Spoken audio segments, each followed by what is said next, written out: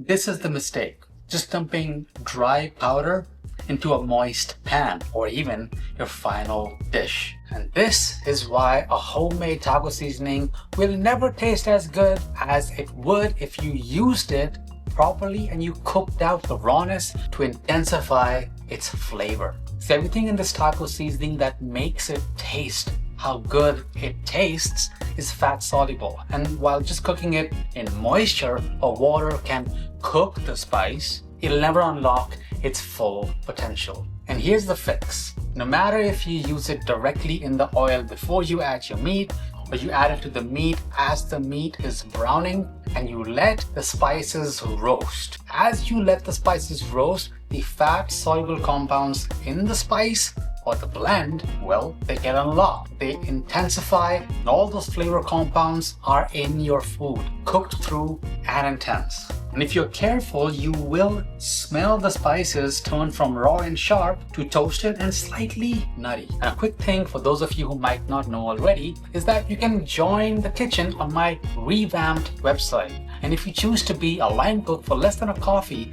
a month, then you will get early access to my recipes. You can browse the website completely ad-free, and you'll even get to pick your own name to be displayed at the end credits of each YouTube video. So take a look. Now over to mistake number 2, and that's thinking that you need that spice packet. And just read the label. Salt likely is gonna come first, then some maltodextrin and cornstarch to pad it out. So your packet of pre-made seasoning runs anywhere between 300 to 400 milligrams of sodium per serving. And mine has 0 because we season as we go. We season in layers, and you get to pick how much sodium you're putting in your food. I'm sure you would want to also decide how much salt you want in your dish and not just let the manufacturer decide that for you. Another side note, if you do choose to pick my recipe for this taco seasoning, mine is naturally, it's a bit spicier. So if you want to turn down the heat, then just lower the amount of cayenne or increase it if you like it way hotter than I do, because sometimes I have to turn it up because my wife likes it spicier than I do. All in all, this is what it is. 4 spices,